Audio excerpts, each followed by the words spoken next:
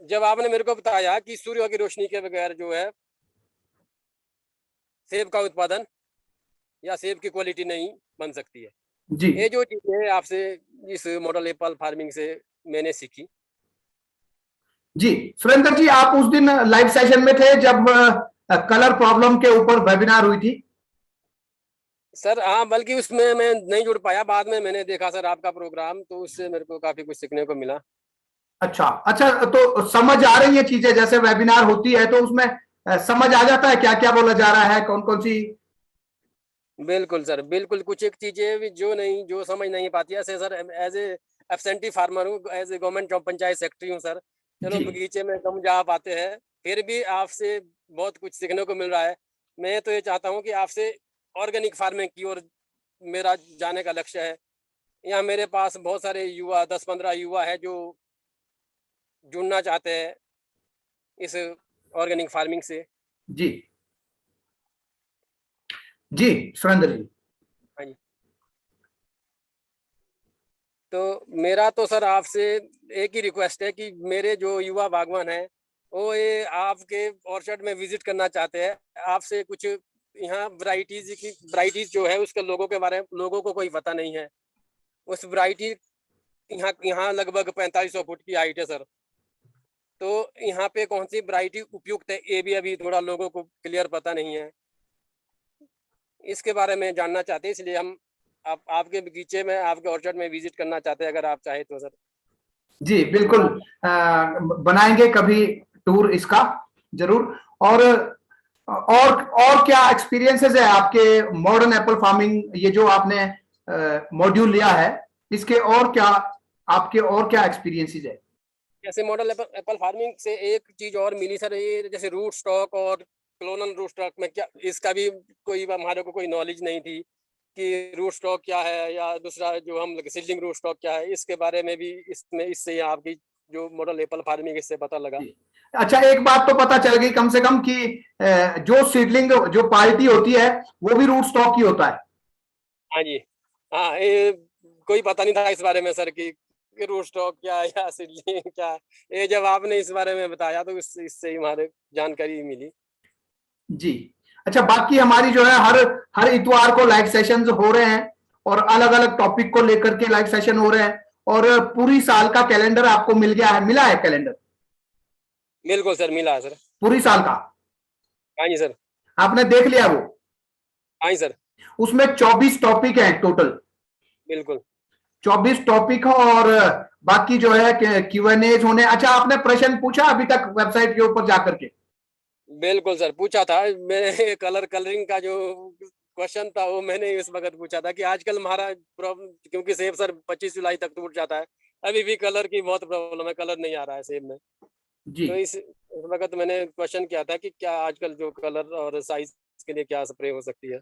तो आप और दूसरा थे Q&A सेशन में? हाँ जी सर। Q&A सेशन में आपको जवाब मिला उसका? सर उसका क्लियर नहीं हो पाया क्योंकि उस वक्त थोड़ी नेटवर्क की कुछ प्रॉब्लम थी। अच्छा हाँ जी। ठीक है। अच्छा, आज आप कोई प्रश्न पूछना चाहते हो मुझसे? हॉर्टिकल्चरल टॉक शो में आपका कोई प्रश्न हो एक? सर आज मेरा क्वेश्चन यही है कि थोड़ा स्प्रे शेड्यूल जो है शुरू से लेकर थोड़ा एंड तक, क्या क्या कौन सी स्प्रे किस टाइम क्या होनी चाहिए, इसके बारे में नॉलेज नहीं है सर। अगर आप इसके बारे में कुछ बताए तो बेस्ट रहेगा सर। जी देखिए सुरेंद्र जी, मैंने पहले भी अपने लाइव सेशंस में मैं सबको ये कहता हूं, जितने भी एनरोल्ड बागवान भाई है हमारे, कि देखिए एक स्पेशल जो है एक कलेक्टिव स्प्रे शेड्यूल बना पाना ये थोड़ा सा मुश्किल है, क्योंकि मेरे यहाँ की अलग कंडीशंस हैं, क्लाइमेटिक कंडीशंस हैं, आपके यहाँ की अलग क्लाइमेटिक कंडीशंस हैं। एक ही स्प्रे शेड्यूल को सभी लोगों के ऊपर थोपना या सभी ऑर्चर्ड्स के ऊपर थोपना ये बेमानी है। मेरे अपने जो ऑर्चर्ड्स हैं लगभग 7-8 साइट्स है मेरी, अलग अलग जगह में है। 5500 से लेकर के 8300 फीट तक मेरे ऑर्चर्ड्स हैं, अलग अलग एलिवेशन पर हैं। तो उन सभी बगीचों में अलग अलग हिसाब से स्प्रेज होती हैं, अलग अलग टाइमिंग पर स्प्रेज होती हैं, और अलग अलग न्यूट्रिएंट्स अप्लाई किए जाते हैं। जहां पर कलर की दिक्कत है वहां कलर को लेकर के टारगेटेड स्प्रेस की जाती हैं, जहां साइज की प्रॉब्लम है वहां उस तरह से प्रैक्टिस की जाती है, जहां फंगल इन्फेक्शन ज्यादा रहता है वहां उस हिसाब से स्प्रेस की जाती है। तो मेरा इस मॉड्यूल के माध्यम से ये हमेशा ही मोटो रहा है कि बागवान भाइयों को स्प्रे शेड्यूल के पीछे दौड़ना ना पड़े, वो अपना स्प्रे शेड्यूल खुद तैयार करें। आप अगले साल जब हमारा ये 29 मई 2022 को, जिस दिन हमारा लास्ट Q&A सेशन और फेयरवेल है, उस दिन मैं ये चाहता हूं कि उसके अगले दिन से आप अपने ऑर्चर्ड के लिए स्प्रे शेड्यूल खुद तैयार कर पाए। मैं स्प्रे शेड्यूल आपको दूं, कब तक दूंगा, कब तक आप उसको अप्लाई करेंगे, आपको जब खुद को नॉलेज होगी कि ऑर्चर्ड में अगर कलर की प्रॉब्लम है तो उसके लिए मुझे कौन कौन से स्टेप्स उठाने हैं, कौन कौन सी प्रैक्टिसेस करनी है, कौन कौन से न्यूट्रिएंट्स की स्प्रेस करनी है, चाहे फॉलियर हो चाहे सॉइल एप्लीकेशंस है, और फंगल इन्फेक्शन को रोकने के लिए मुझे कौन कौन से ऐसी प्रैक्टिसेस हैं जो मुझे अपने ऑर्चर्ड में इंप्लीमेंट करनी है, जिससे जो है ये फंगल इन्फेक्शन जो है कम हो पाए और फंजीसाइड्स की तरफ हमें कम जाना पड़े। तो इस तरह से ये सारी चीजें स्टेप बाय स्टेप आप सीखेंगे।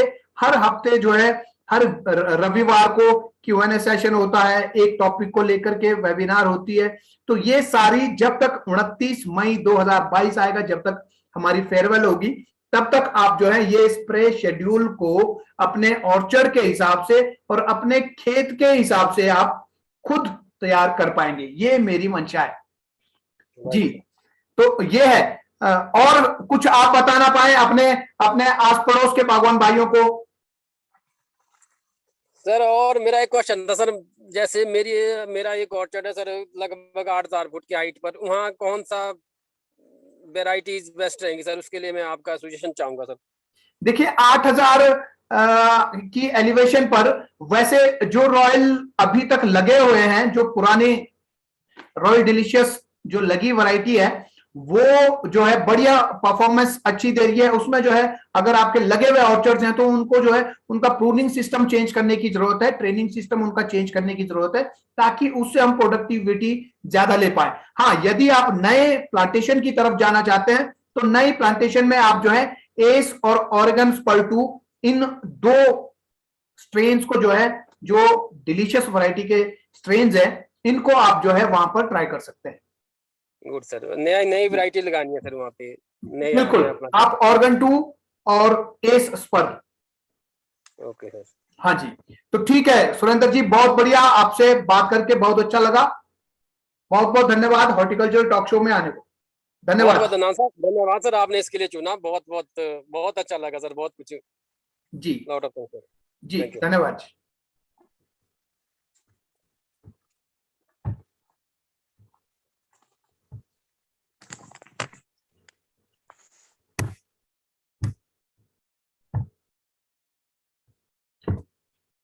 तो भगवान भाइयों, हॉर्टिकल्चर टॉक शो में आज के लिए इतना ही। आज मेरे साथ मेहमान थे सुरेंद्र राठौर जी, जो जिला शिमला के तहसील चौपाल के रहने वाले हैं, और वो स्वयं कह रहे थे कि एब्सेंटी फार्मर है, मींस कि वो गवर्नमेंट जॉब करते हैं, साथ ही साथ अपने ऑर्चर्ड्स को भी संभालते हैं।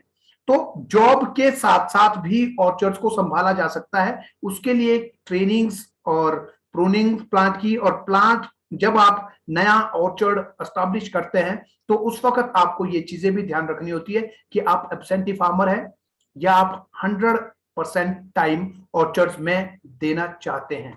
तो इस तरह से आप जो है ऑर्चर्ड्स को प्लान करते हुए आप उस हिसाब से उसका नियोजन करेंगे।